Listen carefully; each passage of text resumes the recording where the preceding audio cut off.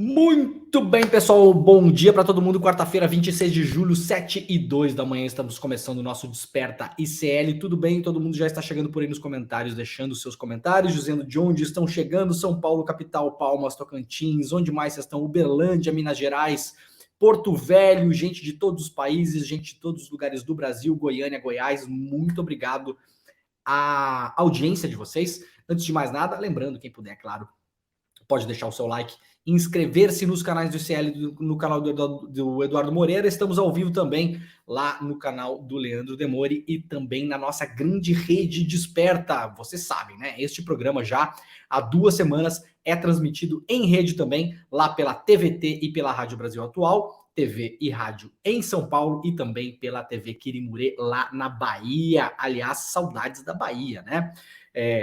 Muito bem, louco para voltar para Salvador depois da pandemia, as coisas voltaram ao normal e tal, aquela coisa toda, mas fiquei muitos anos sem viajar e muitos anos também sem ir à Bahia. Então, muito obrigado à audiência de todo mundo por aí.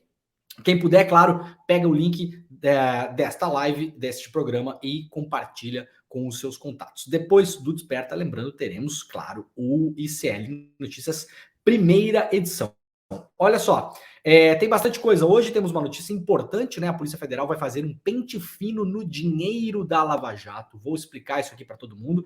O meu querido Jamil Chad, meu camarada, meu amigo, meu colega de profissão também, deu essa notícia ontem. Isso, claro, é resultado da reportagem que demos eu e Jamil no UOL, na newsletter A Grande Guerra e também aqui no ICL, sobre as conversas da Lava Jato com os promotores suíços em relação à multa da Petrobras, que seria dividida, né? Como ela seria dividida aí entre a Lava Jato, os americanos e os suíços. Falaremos sobre isso. Há novidades também sobre o caso Marielle. Também tem uma reportagem muito forte da Heloísa Vilela, nossa colega aqui do ICL, sobre o hospital do Arthur Lira. A gente vai mostrar essa reportagem também. Ela foi ao ar ontem no ICL Notícias, segunda edição, mas a gente vai mostrar ela de novo aqui, uma reportagem muito importante. Daqui a pouquinho a gente vai para ela. Mas antes eu quero falar uma coisa para vocês que é um recado importante. Já falei sobre isso ontem, para que todo mundo não esqueça. Quem acompanhou o programa ontem viu. Na quinta-feira, às 8 horas, quinta-feira agora, tá? 27 de julho, às 8 horas, portanto, dia conhecido também como amanhã, né? Então, amanhã, 8 horas da noite, meu conselho aqui, ó, separa 1 horinha, 1 hora e meia do seu dia, dá um jeito de você conseguir estar livre para estar na frente do computador ou do celular, esteja você onde estiver, porque teremos mais uma aula magna, mais uma aula magnânima, né? Mais uma aula incrível, aberta, de graça e exclusiva no ICL. Vai ser uma aula com o Brett King, que é um autor best-seller aí em mais de 20 países e é um cara que fala sobre a revolução da inteligência artificial. É algo que vem no nosso imaginário há muitos anos, né? A inteligência artificial. Aí, desde os anos 50, 60, no mínimo no cinema, né? A gente tem essa onda de inteligência artificial na ficção. Agora, desde o ano passado, no mínimo, ela se popularizou bastante com o aplicativo chamado ChatGPT e outros que tem por aí, mas esse se tornou mais popular, né? Então tem muita gente se perguntando o que será do mundo agora, né? E o mundo não para o mundo da ficção científica, não apenas o mundo do cinema, o que vai ser dos nossos trabalhos, por exemplo. Como serão as relações humanas, como a gente vai se conectar a esse novo mundo, como a gente pode usar também essa tecnologia ao nosso favor. Há perigos na inteligência artificial? Obviamente, há muitos perigos na inteligência artificial, né? Tanto no campo militar quanto no campo do trabalho mesmo. A gente sabe que essas tecnologias podem facilmente ser apropriadas aí pelo grande esquema geral das coisas, né, também conhecido como capitalismo, né, e no fim das contas isso ser algo que jogue contra as pessoas, né, que torne a nossa vida pior, que torne o nosso trabalho pior, que torne as coisas piores de fato. Então, o Brett King é um cara que vai ajudar você que está aí nos assistindo, a mim também, porque obviamente vou parar amanhã às 8 horas da noite para assistir isso, a entender e decodificar esse novo momento do mundo. Então, presta atenção. Tem um link aí nos nossos comentários. O link também está estampado aí, queimado na tela, né? icl.com.br/desperta.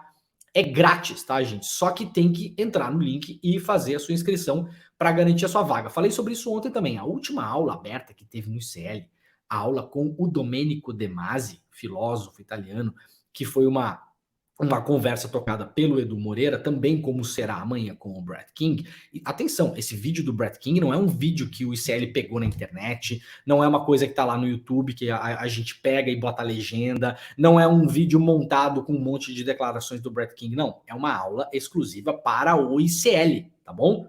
É de fato uma coisa inédita, exclusiva, focada para o público brasileiro, com uma conversa que tem a ver com a nossa vida, com o nosso cotidiano, com o nosso dia a dia. Vai ser feita pelo Edu Moreira, tá bom? Só que você tem que garantir a sua vaga. De novo, é de graça, tá bom? É só entrar em icl.com.br, inscreva-se de graça para garantir a sua vaga. Na aula do Domenico De Masi, foram 180 mil pessoas que passaram pela aula ao vivo. Essa aula, depois, ela ficou aberta ainda durante um dia, a do Domenico De Masi. Então, foi muito mais do que 180 mil pessoas. Só que isso não é normal, tá bom? No sentido de que as aulas não têm repeteco. Não vai passar de novo.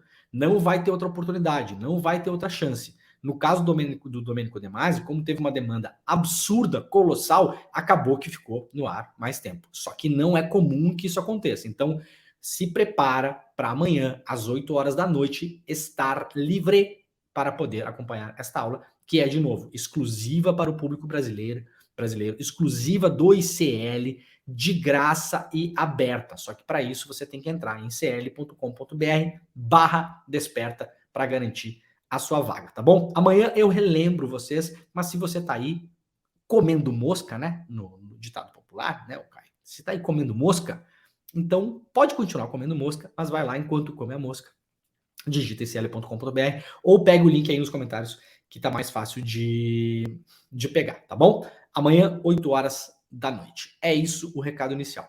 Galera, é o seguinte, vamos começar o programa de hoje com uma notícia, eu gosto sempre de começar com notícia boa, né, que é o que interessa para todo mundo também, né? Notícia publicada lá pelo UOL, lucro do FGTS, saiba quem irá receber e como calcular o valor que será pago. Sim, é din-din na sua conta, tá? Então presta atenção quem tem carteira assinada aí, ou quem tem poupança do FGTS por conta de carteiras assinadas no passado. O Conselho Curador do FGTS decidiu distribuir aos trabalhadores um montante de 12,7 bilhões de reais. O valor corresponde a 99% do lucro obtido pelo fundo do FGTS no ano passado. O valor vai variar de pessoa para pessoa, quanto maior o saldo, maior será o valor que você vai receber, tá bom? Então o depósito será proporcional ao montante que o trabalhador tinha em conta até o último dia do ano passado. Então, se você tem grana no FGTS, mesmo que não esteja empregado com carteira assinada neste momento, se você tem dinheiro parado lá no seu FGTS, naquela poupancinha do FGTS, até 31 de dezembro de 2022, no caso, ano passado, né? Você fique de olho no seu saldo do FGTS para ver quanta grana vai pingar lá desse lucro do FGTS. Ó, para saber quanto irá receber, o trabalhador deve multiplicar o saldo de cada conta em 31 de dezembro de 2022, tá? Esse é o saldo que conta. Por um multiplicador que está aqui na matéria, tá? É um pouco mais difícil, claro. Eu não vou nem falar ele aqui, porque é 0,0246, tem um multiplicador. A gente vai fazer o seguinte, a gente vai copiar este negócio aqui, a gente vai mandar ali para o chat, para você poder copiar. Então, quem está assistindo o programa, corre lá para o chat. Deixa eu mandar para a galera da produção aqui, ó.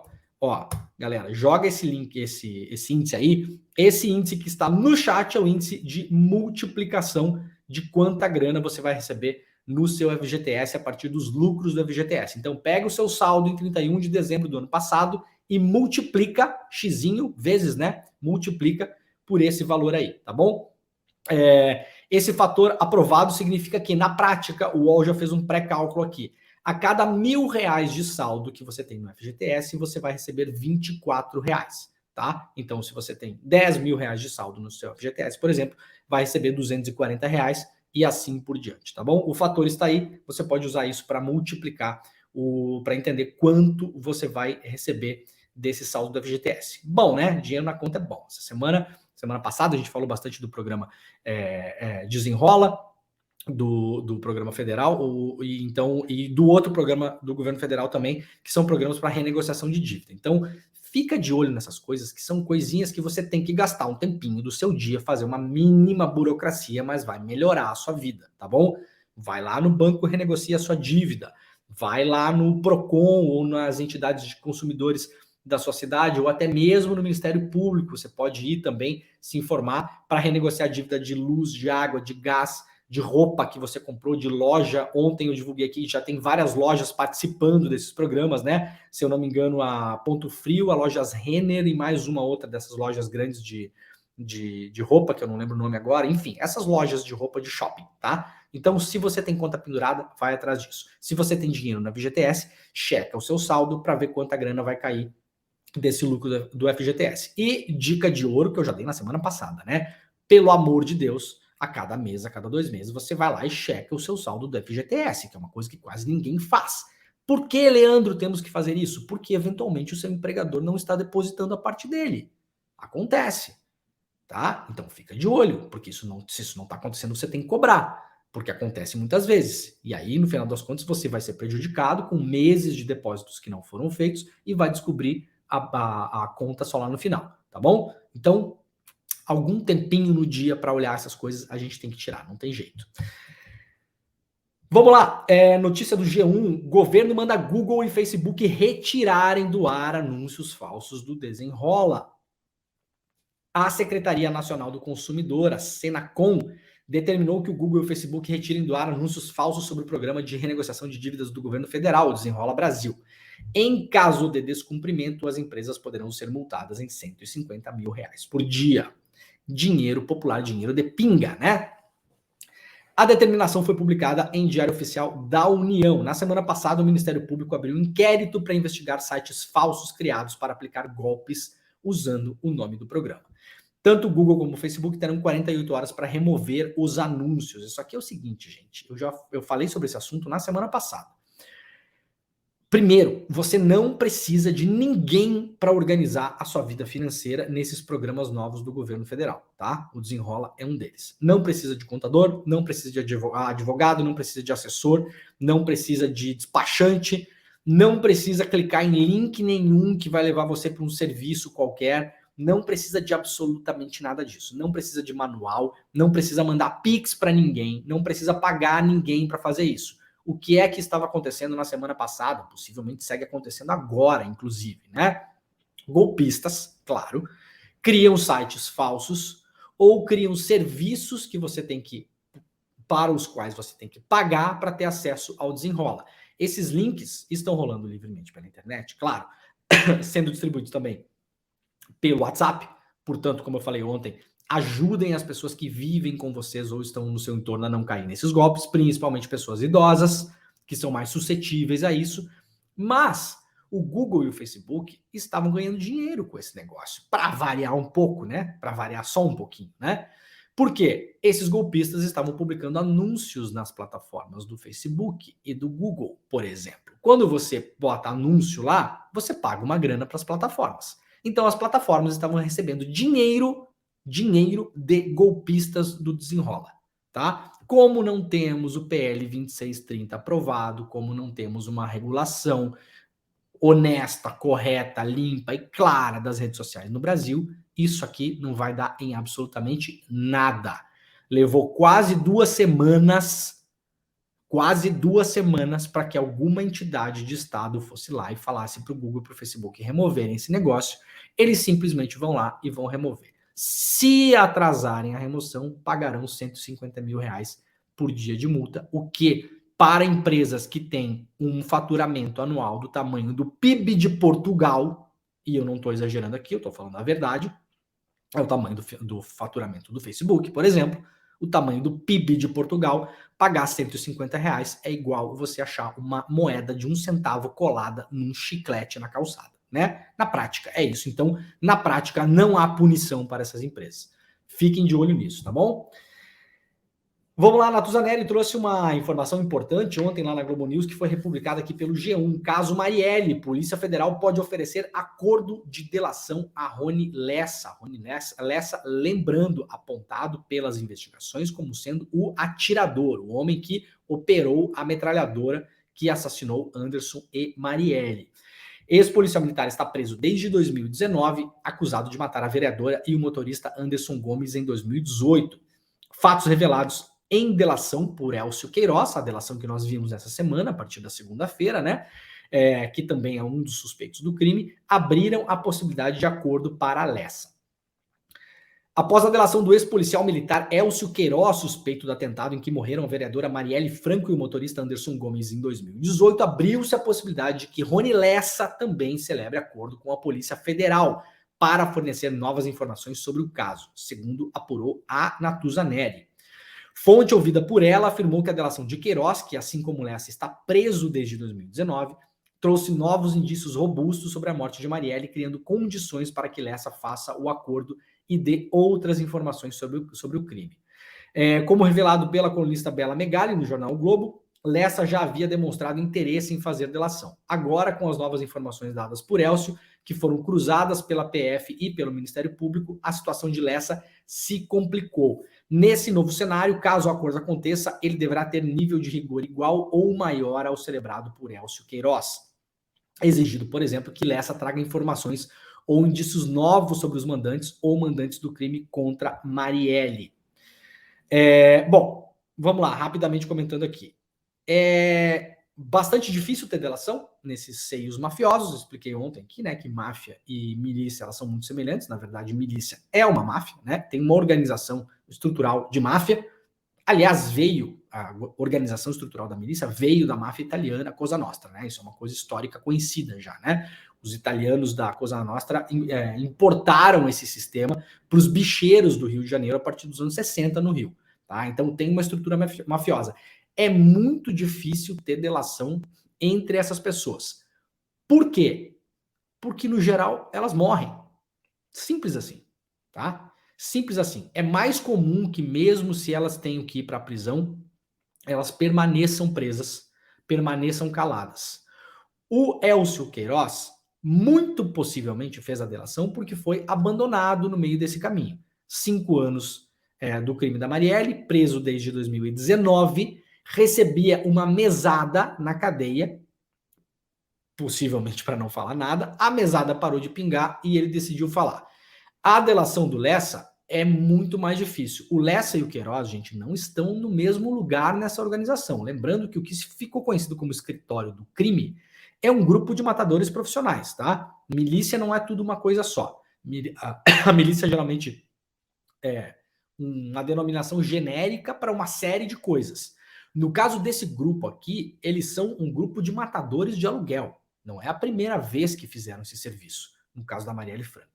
É mais difícil que o Lessa fale, sim, é mais difícil, porque até mesmo em questão de ordem hierárquica, ele está num outro nível muito diferente do Elcio Queiroz. Elcio Queiroz fez essa delação segundo a Polícia Federal e segundo o Ministério da Justiça, através do Flávio Dino, que deu a coletiva na segunda-feira, que já está homologada pela Justiça.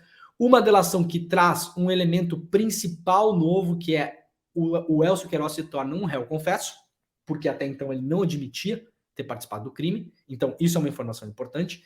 Ele confirma que o Lessa estava no carro com ele e que foi o atirador. Isso é uma outra informação importante. Traz o nome de outras pessoas, eventualmente várias delas que já tinham aparecido na investigação. Não são informações realmente novas em termos de dinâmica do crime e tal. Agora, a delação do Elcio é problemática, tá bom? Já falamos sobre isso ontem, a gente vai continuar analisando isso ontem. Eu vou repetir o que eu falei ontem no programa. Eu não confio na investigação do crime da Marielle. E tenho 5 anos e 5 toneladas, eu e todo mundo, de motivos para não confiar. Essa investigação, ela foi poluída propositalmente ao longo dos anos. Poluída, desmembrada e falsificada muitas vezes. Teve testemunha falsa, teve delegado afastado acusado de vender informações sobre essa e outras operações, teve falso mandante acusado, teve mudança de entendimento de várias coisas. O Elcio de Queiroz, por exemplo, agora fala que o carro Cobalt usado no crime estava estacionado em um condomínio, em uma rua que fica atrás do condomínio do Bolsonaro. Isso nunca tinha aparecido. O que se sabia antes é que o carro estava em Rio das Pedras, que é um reduto de milícia, né? Na oficina de um conhecido clonador de placas, inclusive, né? Então, o Elcio de Queiroz, ele muda muitas coisas da dinâmica do crime e, no fim das contas, tristemente, faz parecer que foi uma coisa que o Lessa tirou da cabeça dele, que, segundo o Elcio de Queiroz, era um crime pessoal, que ninguém estava pagando por aquilo, e que o Lessa decidiu pegar e ir lá e cometer o crime sozinho. É complicada essa delação do Elcio de Queiroz, tá bom? Ela é bem complicada. Ela vai precisar de provas e eu tenho a sensação, falando com outros colegas que cobriram o caso Marielle, que conhecem o caso Marielle, outras pessoas que conhecem também, que viram as investigações, que conhecem a Operação Intocáveis, que foi uma operação que pegou parte desse grupo, que leram os inquéritos ao longo dos últimos 5 anos, que tem muita coisa esquisita nessa delação do Elcio de Queiroz. Tá bom? Então, fiquemos de olho. Delação, quem acompanha este programa e quem me acompanha sabe. Delação não é prova. Delação não tem valor nenhum se não vier comprovada e se não vier com provas, com evidências, né? Delação, ela é um meio de prova. Ela é um meio para você conseguir provar alguma coisa. Muita coisa que o Elcio Queiroz falou será comprovada, principalmente em relação à dinâmica do crime para colocar os dois na cena. Agora, tem muita coisa ali que parece, mais uma vez, apenas desvio de percurso para essa investigação.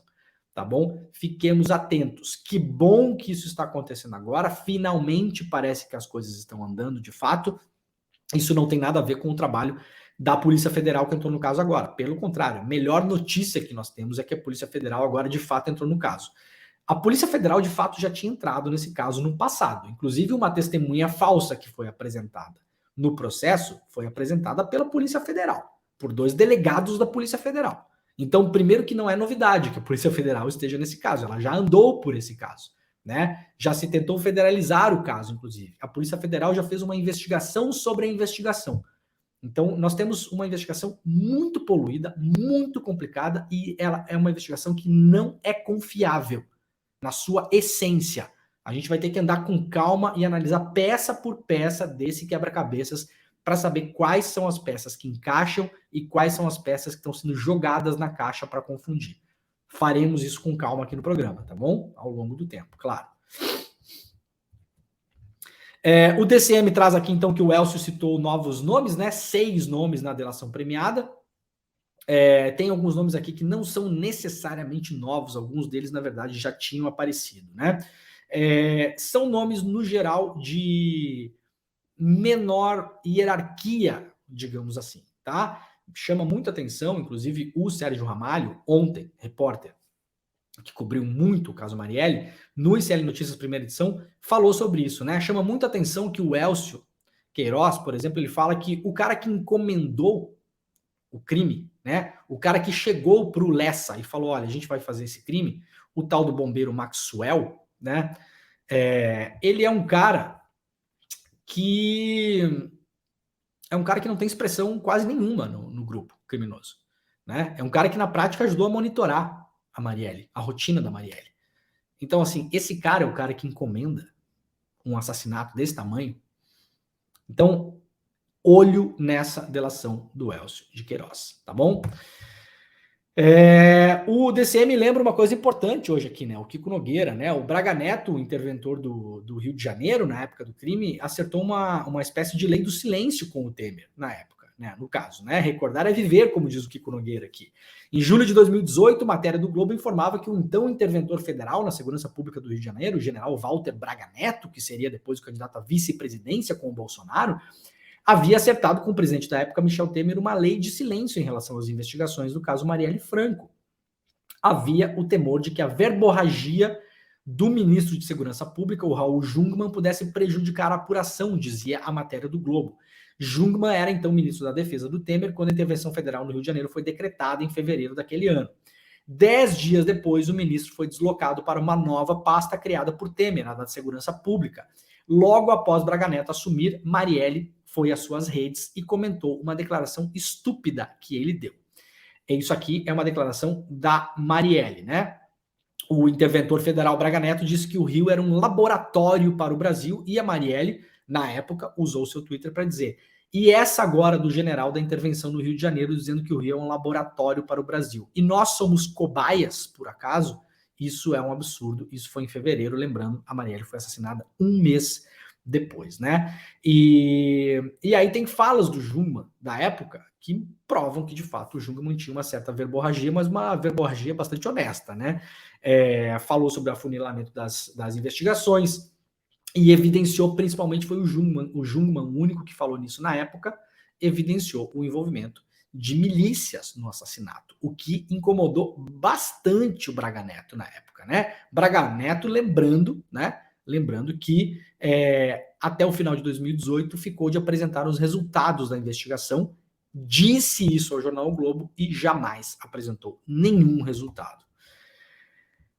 Caso Marielle, também lá no DCM, esposa de Lessa desmente ex-PM acusado de atirar em vereadora. A esposa de Rony Lessa, Elaine Lessa, prestou um novo depoimento sobre o caso do assassinato de Marielle Franco e Anderson Gomes.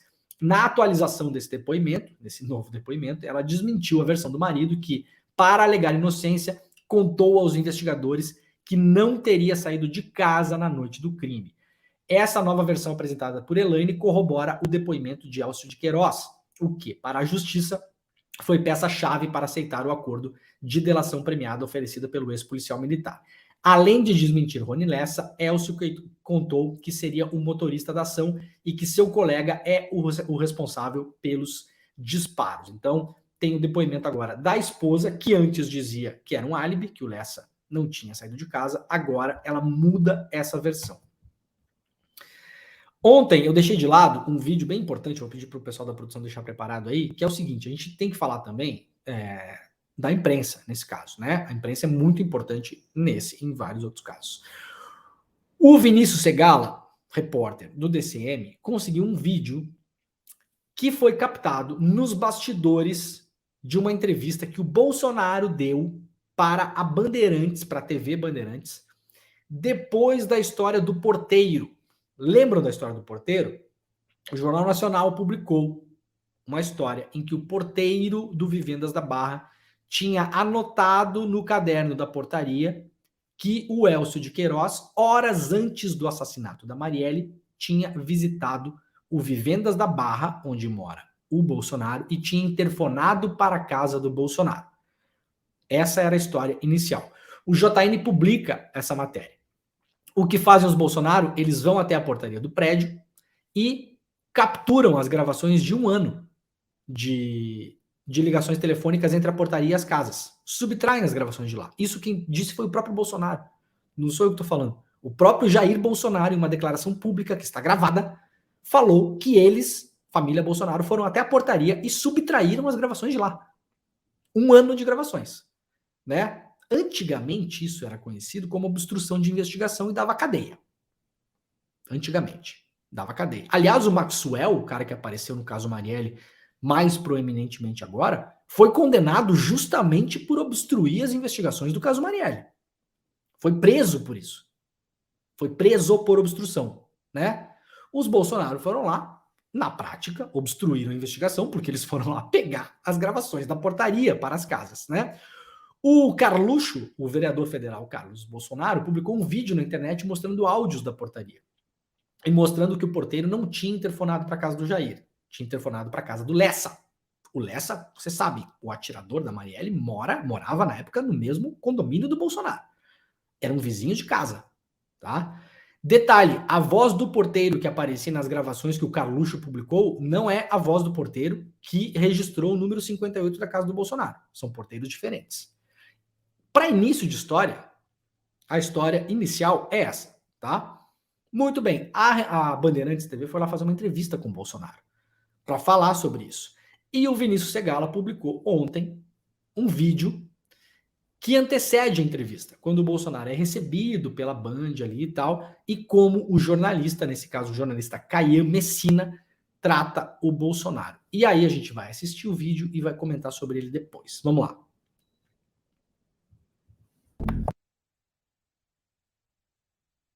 dia, presidente.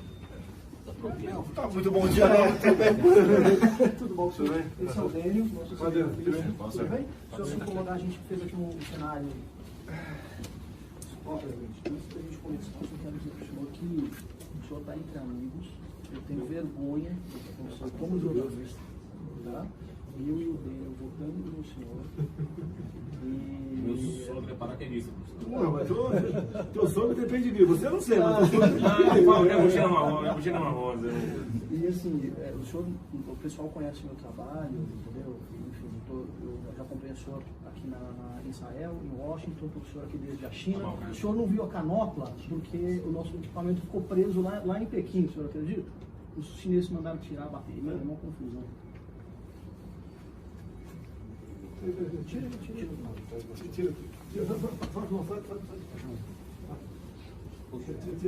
É o preço da elegância, né, presidente? E aí?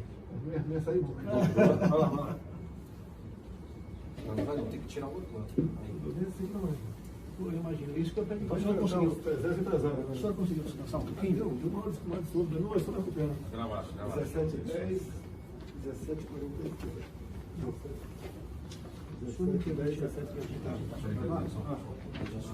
Tá aparecendo não, né? Não, não vai não. Deixa eu botar aqui.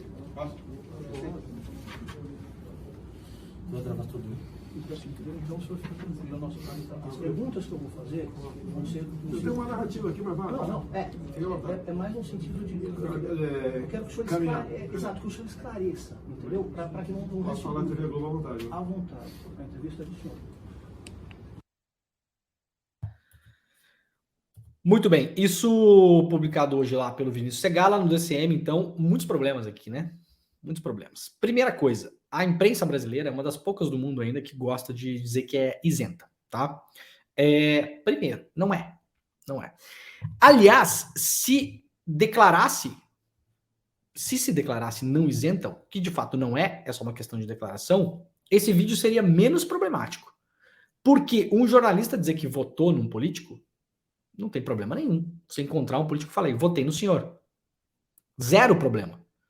Para quem não fica vendendo a farsa de que é isento. Se você vende a farsa de que você é isento, isso aqui é um problema enorme, gigantesco. Porque você aqui não está com uma postura de quem é isento. Então, desnuda pela milésima vez a suposta neutralidade e isenção da imprensa. Você sabe, isso não existe. Mas a imprensa, a grande imprensa brasileira, ainda gosta muito de vender essa ideia, né? Da isenção e da neutralidade. Ela não existe, de fato. A gente está vendo aqui que ela não existe. Agora, para além do fato do cara ter votado no Bolsonaro, isso aqui, como prática jornalística, é terrível, as coisas que ele fala aqui. Para quem não conseguiu ouvir, eu vou ler o que o jornalista fala para o Bolsonaro, o diálogo principal, tá? Antes de começar, eu quero dizer para o senhor o seguinte: o senhor está entre amigos. Ora, uma entrevista não se faz entre amigos, né? A não ser que você esteja entrevistando um amigo, de fato. Aí você deixa claro, estou aqui entrevistando meu amigo fulano. Se você disser isso no ar, não tem problema nenhum. O problema é que isso aqui foi dito nos bastidores. No ar, ela foi ao ar como uma entrevista neutra, isenta, jornalística, técnica, chamem como quiser, né? Muito diferente se o cara fosse pro ar e falasse: eu sou o jornalista Caio Messina, da Rede Bandeirantes, e hoje nós estamos aqui entrevistando o nosso amigo, Jair Bolsonaro. Bom, aí é muito mais justo. 100%, sem problema nenhum se fizesse isso. É claro que isso não foi feito, né? Eu tenho vergonha como jornalista, diz ele, comentando sobre a matéria da Globo, né? Eu e o cinegrafista aqui votamos no senhor. O senhor conhece o meu trabalho. E aí continua. Então, o senhor fica tranquilo. As perguntas que eu vou fazer é mais para que o senhor esclareça. E o Jair Bolsonaro fala, tá certo, eu tenho uma narrativa aqui. Bolsonaro que fala tanto em falar que a esquerda tem narrativa, né? Tá certo, eu tenho uma narrativa aqui. Posso falar da Rede Globo? Resposta do jornalista. Pode falar o que o senhor quiser. A entrevista é do senhor. Matéria, de novo, publicada lá pelo DCM. Quem quiser ver os contextos todos também, o DCM colocou os contextos e colocou também, claro, a entrevista do Jornal da Band, que foi ao ar depois dessa bajulação. Mais uma vez, de novo, aqui no Desperta, você sabe, a gente fala sobre imprensa. A gente não tem problema nenhum em falar de imprensa. Como eu sempre repito aqui, eu não faço esse programa para os meus colegas jornalistas gostarem. Tem muitos que gostam, tem alguns que não gostam. Faz parte. Eu tento ser todos os dias aqui o mais justo que eu consigo, né? O mais justo possível para mim. Dou crédito para quem tem crédito, falo o nome dos repórteres, mostro as matérias importantes do dia e mostro também as coisas que acontecem na imprensa, que estão por trás da notícia, que são coisas como essa. Isso aqui não é uma reportagem minha, não fui eu que consegui esse vídeo, foi o Vinícius lá do DCM, mas eu faço questão de mostrar porque eu faço esse programa para vocês, para que vocês entendam o que está por trás das coisas. Para quem falou durante a campanha eleitoral e durante todos os anos de governo que a imprensa era contra ele, isso aqui, para o Bolsonaro, né, é um contrassenso. Nós sabemos que a imprensa não era contra o Bolsonaro. A imprensa ajudou a eleger o Bolsonaro de várias maneiras, seja normalizando ele, seja bombando a Lava Jato, fazendo um monte de coisa. E depois, no decorrer do caminho, quando viu que o Bolsonaro era um cara maluco, de fato, que é o que a gente falava o tempo todo, de extrema direita, coisa que, por exemplo, a Folha se negava a taxá-lo como. A Folha proibiu os seus jornalistas de chamar o Bolsonaro de candidato da extrema-direita. Não nos esqueçamos disso. Então a imprensa ajudou a normalizar, a empacotar e a eleger o Bolsonaro. Depois, uma parte da imprensa se viu horrorizada com a própria criação e começou a fazer, de fato, jornalismo. Agora, principalmente, Record e TV Bandeirantes, a gente está vendo aqui agora, né? A Record eu não preciso nem falar. E a TV Bandeirantes, a gente está vendo agora aqui o quanto o Bolsonaro era anti-establishment e quanto a grande imprensa estava contra ele, né? Estamos vendo aqui claramente, né? O senhor está entre amigos, né?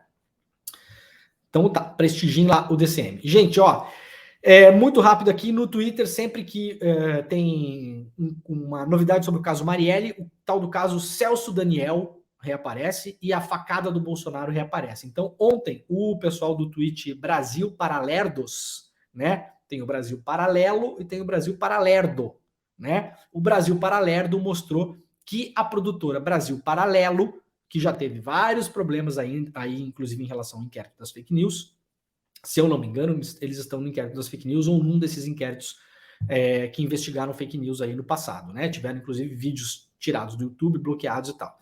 A Brasil Paralelo criou vários anúncios pagos nas plataformas para bombar vídeos deles próprios sobre quem mandou matar Bolsonaro. Ou seja, de novo, as plataformas, Facebook, Twitter, não sei em quais exatamente eles bombaram essas coisas, deve ter aqui, né? O Guilherme Felitti, que é o pesquisador, fez esse levantamento, né? Vamos ver onde foi aqui, ó, o resumo dos gastos, ó, a grana que foi gasta nas plataformas para bombar vídeos sobre quem matou o Bolsonaro para a produtora Brasil Paralelo. Então, esse sistema de informação e desinformação segue rodando, segue rolando. Basta aparecer um avanço sobre o caso Marielle, essas pessoas botam a cabeça de fora de novo, né? Vamos lá para a Folha de São Paulo. Jovem Pan vê verba publicitária federal desaparecer sob Lula. Emissora alinhada a Bolsonaro, que abrigou o negacionismo, despenca em ranking das mais beneficiadas para praticamente zero em 2023. Isso aqui é a readequação das verbas publicitárias gastas pelo governo federal na imprensa, tá? Isso é feito desde sempre, todos os presidentes fazem isso, e todos os presidentes mudam mais ou menos a composição de quanta grana vá para quem. O Lula, agora, ele volta ao normal, digamos assim. Então, primeira coisa que eu vou dizer aqui, eu sou contra essa distribuição de verba desse jeito. Absolutamente contra, tá? Você pegar a grana discricionária do governo e colocar na mão da grande imprensa. É isso que é feito na prática. E é isso que o PT continua a fazer agora, tá? E a Dilma fez, o Lula fez, o Temer fez, o Itamar fez, o Collor fez, o Bolsonaro fez. Qual era a diferença? O Bolsonaro foi o primeiro que saiu de uma regra que era uma regra de audiência.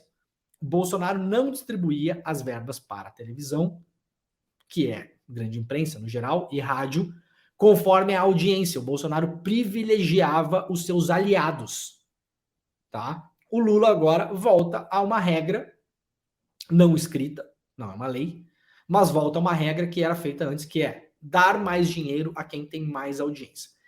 Gosto disso? Não gosto. Sou a favor? Não sou a favor. Aliás, acho que não deveria ser feito desse jeito. Deveria ter uma regulação diferente disso aqui e, pelo contrário, privilegiar, distribuir dinheiro público. Sou a favor que se financie publicamente a imprensa do país, isso sim, mas privilegiar os veículos independentes, jornalísticos, que têm menos poder, menos audiência. Você ajudar a criar um ecossistema de imprensa mais fortalecido e mais plural. E não pegar o dinheiro do governo federal e dar mais dinheiro para quem já tem mais dinheiro. Né? Não faz sentido, tá bom? Mas, de todo modo, a notícia boa é que a Jovem Pan, nesse processo, foi desidratada merecidamente, né? Na minha opinião, a Jovem Pan não merece um centavo do meu dinheiro. No final das contas, esse dinheiro é nosso, né? Gente, vamos pular direto para... Tem outras notícias aqui, mas eu quero pular direto lá para essa notícia aqui, que é a notícia importante do programa de hoje.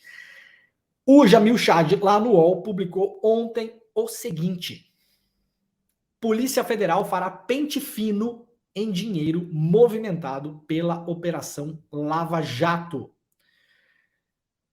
A Polícia Federal fará um pente fino em todas as movimentações conduzidas por contas relacionadas com a organização da Operação Lava Jato. O objetivo será o de conhecer a origem, o destino e os procedimentos usados pelos procuradores em transferências que chegaram a milhões de dólares. Na segunda-feira, o ministro da Justiça, Flávio Dino, acionou a Polícia Federal depois das revelações do UOL, que publicamos eu e o Jamil lá no UOL e também na Grande Guerra, sobre o acordo negociado entre os procuradores da Lava Jato e as autoridades americanas. O UOL apurou com exclusividade que o ofício foi enviado pelo gabinete do ministro para a 13ª Vara em Curitiba, onde já existe um procedimento estabelecido pelo Conselho Nacional de Justiça para apurar como os procuradores da Lava Jato conduziram os trabalhos. A diferença agora é que vai se apurar as contas da Lava Jato. O que são as contas da Lava Jato?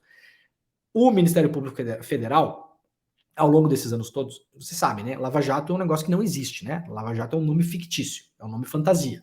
Não existe a Lava Jato, né? Os caras foram lá e deram um nome para o grupinho deles, nós somos a Lava Jato, né? É uma coisa completamente discricionária e marqueteira. O Ministério Público Federal, né? Ele operou várias contas bancárias ao longo desses anos, 4, 5, 6 anos. Essas contas, várias delas continuam ativas, inclusive, para gerenciar esse dinheiro que vinha decorrente do trabalho da operação. É isso que a Polícia Federal vai analisar agora. A origem desse dinheiro, como ele foi manuseado e onde ele foi parar. Tá? Isso é uma coisa que ainda não se tem clareza, então a Polícia Federal investigará isso. E isso parte, claro, da reportagem que fizemos eu e Jamil na semana passada, publicada em agrandeguerra.com.br, no UOL e aqui no ICL, exclusivo, em primeira mão, sobre as conversas do Deltan Dallagnol com os procuradores suíços e os agentes americanos para tentar entender como seria distribuída a grana que a Petrobras pagaria nos Estados Unidos. 850 milhões de dólares. Parte dessa grana seria repatriada para o Brasil e iria parar na conta de uma fundação com CNPJ privado, criado e gerenciado pelos procuradores da Lava Jato. Isso só não aconteceu porque o Alexandre de Moraes bloqueou essa operação, tá bom? O contrato, inclusive, estava pronto. Nós publicamos o contrato já era um contrato conhecido, né? Mas, para dar contexto na matéria, nós republicamos o contrato. Essas matérias já tinham um fundo muito importante de outras reportagens publicadas pela agência pública e pelo Intercept. Aí nós acrescentamos, claro, esses novos diálogos que são oriundos da operação Spoofing, tá bom? Ó, segundo fontes envolvidas no levantamento inicial de dados, contas judiciais ainda estão abertas e há recursos também aguardando definição na Suíça. O que se tenta determinar é se existiam procedimentos, critérios e parâmetros para a transferência desses recursos. Agora, com base na nossa matéria, a PF foi instruída a intensificar a apuração, principalmente diante da suspeita de que o grupo de Curitiba gozava de uma situação de acúmulo de poderes, né, fazendo essas negociações sem ter poderes para isso. Por enquanto, a investigação irá se focar na origem, destino e procedimentos das contas sob gestão do Poder Judicial da 13ª Vara, a tal da vara que era lá do juiz Sérgio Moro. Não há, neste momento, uma solicitação de quebra de sigilo de contas pessoais dos procuradores ou do ex-juiz e atual senador Sérgio Moro. Mas, atenção, não se descarta que isso seja eventualmente solicitado, quebra de sigilos dos procuradores e do Moro, caso os resultados da primeira fase indiquem qualquer tipo de irregularidade. Na semana passada, o UOL, a newsletter A Grande Guerra e o ICL Notícias publicaram reportagem exclusiva na qual mostravam como o ex-procurador e ex-deputado Deltan Dallagnol negociou em sigilo com as autoridades americanas um acordo para dividir o dinheiro que seria cobrado da Petrobras em multas e penalidades por causa da corrupção. Procurado antes da publicação, Deltan não respondeu e depois, claro, ficou batendo perninha no Twitter, né?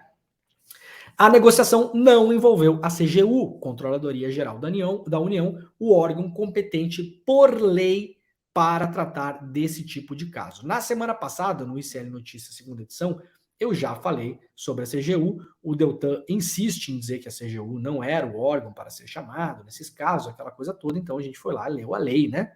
Foi lá, pegou a lei que trata dessas delações de empresas, né? E foi lá e leu a lei bonitinho. Parágrafo 10 da lei, a CGU é o órgão competente para tratar das questões de leniência das empresas, do Executivo Federal, blá, blá, blá. Então tá lá, não cabe interpretação na lei, né? Tá escrito lá, a lei é bastante clara, né? Então é isso, gente. Veremos no que isso vai dar, claro que a gente vai seguir acompanhando, né? Galera, olha só, eu quero fechar o programa hoje com a reportagem da Heloísa Vilela, a gente vai mostrar ela daqui a 1 minuto. Antes, só para vocês lerem uma história muito curiosa, eu não vou ler toda a história aqui, ela foi publicada pelo Hélio Gaspari lá no jornal o Globo. Lembram do tal do Cristo do Aleijadinho? Quem tá vendo o programa aí tá vendo a imagem? O pessoal da produção pode botar só essa imagem na tela, pode me tirar da tela, deixa só essa imagem pra gente olhar. É um Cristo de madeira pendurado em uma parede. Esse Cristo voltou agora para o palácio, né?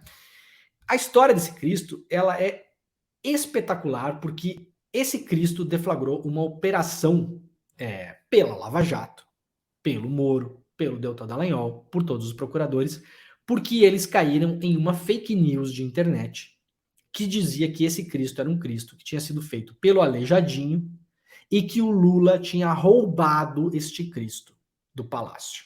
Isso era uma mentira óbvia, evidente. O Deltan e o Moro moveram agentes da Polícia Federal, procuradores, moveram mundos e fundos para ir atrás desse Cristo. Fizeram uma operação de fato e o objetivo deles era, claro, prender o Lula em flagrante pelo roubo do Cristo. Esse Cristo agora, esse Cristo não é do Aleijadinho, esse Cristo não foi roubado, esse Cristo foi dado de presente pessoal para o Lula. Isso aqui é o clássico presente personalíssimo e não joias genéricas de 16 milhões de reais que podem ser vendidas para lá e para cá, né? As joias do Bolsonaro. Isso aqui é um presente personalíssimo, uma coisa personalizada, pessoal, que foi dado de presente para o presidente e foi registrado, bonitinho, tá ali o Cristo, não tá escondido numa caixa nem num cofre, né?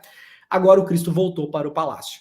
A história dessa operação desastrada, tragicômica da Polícia Federal foi publicada no livro da Vaza Jato e depois publicada pelo Intercept Brasil, né? O título é maravilhoso, essa é uma das matérias que eu mais gosto de toda a série da Vaza Jato. O título é Puta que pariu, matérias furadas na internet.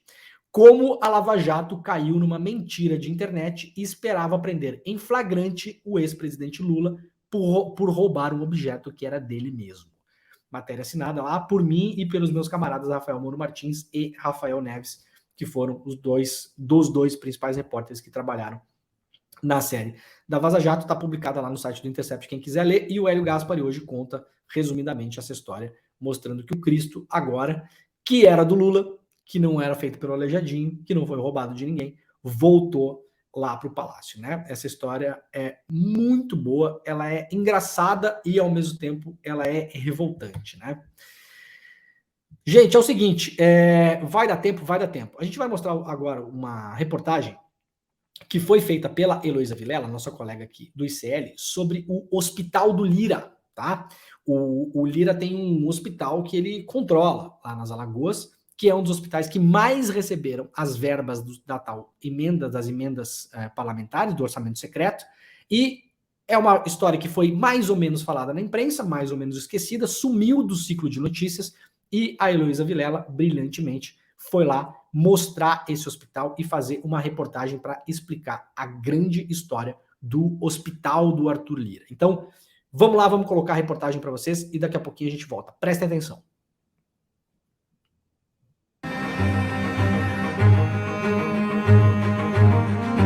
Foram 35 dias assim. Muita pressão para que o Hospital Veredas, em Maceió, capital de Alagoas, acertasse as contas com os 1.200 trabalhadores da instituição. Agora, a empresa prometeu pagar até 10 de agosto os meses de abril e maio, além das férias e do 13º do ano passado. Foram 3 meses muito difíceis. Essas pessoas ficaram sem receber salário. A gente sendo despejado, passando necessidade, água e luz cortada, cartão perde cartão. O Veredas é o 2º maior hospital da cidade. Atende a convênios particulares, mas também trata pacientes do SUS, e são quase 80% dos atendimentos. Por isso, recebe verba do município, do estado e do Ministério da Saúde, do governo federal. No começo de julho, a pasta liberou 17 milhões de reais para o Veredas, um recorde. O estado de Alagoas, então, já recebeu 197 milhões de reais esse ano. O dinheiro saiu das chamadas emendas de relator e foi liberado dias antes do deputado Arthur Lira presidir a sessão da Câmara, que votou de madrugada a reforma tributária. Não sei por que a pressa, deputado. Nós ainda vamos ter todos os destaques, segundo turno e mais destaque de segundo turno. Nós vamos longe. Está aprovada em segundo turno a proposta. Aprovar a reforma era uma prioridade do Planalto. Garantir verba para o Veredas, interesse de Arthur Lira, filho de Alagoas, um dos estados com a menor população do Brasil, mas que movimenta fortunas. Essa é a nossa pergunta de todos os sindicatos. Onde está o dinheiro? Porque a gente sabe, é notificado, noticiado em todas as redes que está tendo repasse para o hospital, porém a gente não sabe para onde está indo. Nos últimos 7 anos, o Hospital Veredas recebeu do orçamento secreto quase R$1 bilhão. O dinheiro chega, mas infelizmente vai-se pelo ralo e não é priorizado o pagamento de salário dos trabalhadores. Aldanei Cavalcante mostra a receita do remédio que não pode comprar. Meu aluguel já venceu, tenho um bocado de pai e mãe de família aqui que sai de suas casas, de domingo a domingo, debaixo de sol, chuva e sereno, e a gente não recebe. Queremos nosso dinheiro, tá onde? Em Alagoas, o Vereda é conhecido como o Hospital de Arthur Lira. Não só pelo volume de dinheiro que ele enviou para a instituição, mas pela equipe que gerencia o hospital. Pauline Pereira, gerente financeira do Veredas, é prima de Arthur Lira. Ela é quem cuida do dinheiro. Funcionários que se recusam a dar entrevista com medo das consequências reclamam que a prima não paga quem trabalha aqui, mas distribui cestas de alimentos em Campo Alegre. Pauline já foi prefeita da cidade, que fica a 160 quilômetros da capital, e deve concorrer ao cargo novamente em 2024. Viva Campo Alegre! Amo Campo Alegre, a minha cidade carinho! O Arthur Lira fez o Hospital Veredas, botou a ex-prefeita de Campo Alegre para ser diretora. No mês passado, em discurso em Alagoas, o senador Renan Calheiros acusou o arqui-inimigo Lira e a prima de sangrarem o hospital. Disse que Arthur colocou Pauline lá para drenar recursos públicos. Os primos entraram com processo de difamação contra Renan no Supremo Tribunal Federal. Antes de Pauline, outro indicado de Lira comandava as contas do Veredas. O hospital tem dívidas tributárias e previdenciárias na justiça, além das trabalhistas. A administração do Veredas aponta o dedo para o governo do estado. Diz que ele não repassa os créditos dos atendimentos do SUS. O Estado retruca dizendo que não deve nada ao hospital. No jogo de empurra-empurra, o Ministério Público e o Tribunal Regional do Trabalho acumulam denúncias e somam as dívidas do Veredas com a Justiça.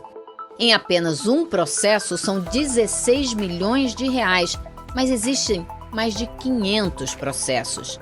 São tantas dívidas que o Tribunal Regional do Trabalho centralizou todas elas para parcelar e resolver o problema. Mas em 1999, esse processo foi suspenso porque o hospital descumpriu o programa, não pagou como foi combinado. É um volume muito grande de dívidas, um volume enorme de dívidas, e pelo menos até hoje, não se tomou uma medida mais drástica de interditar as contas. Porque se interditar a conta, inviabiliza também ao mesmo tempo o funcionamento do hospital. E aí entra também uma outra questão, o serviço público que o hospital presta à população alagoana.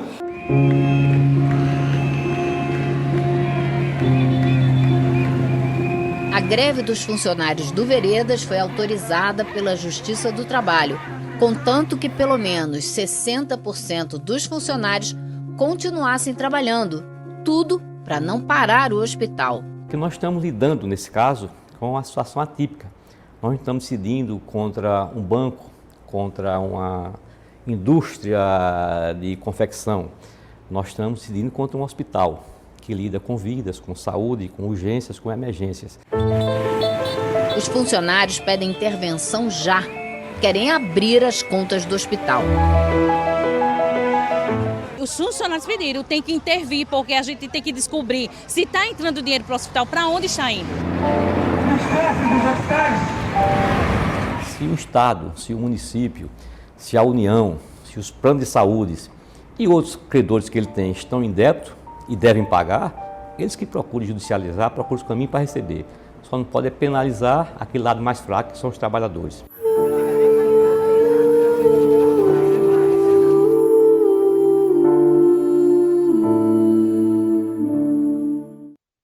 Muito bem, matéria importantíssima da Heloísa Vilela. Eu quero me despedir aqui da rede do Desperta. Muito obrigado, pessoal da TVT, Rádio Brasil Atual e TV Quirimurê. Nós nos vemos amanhã, tá bom? Tchau, tchau.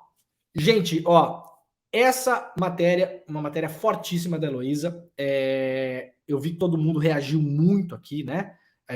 Nos comentários. A matéria é realmente impactante. Será comentada agora no ICL Notícias, primeira edição, que está começando, inclusive, claro, com a própria Heloísa, tá bom? Então, segue o link que tá nos comentários aqui do chat.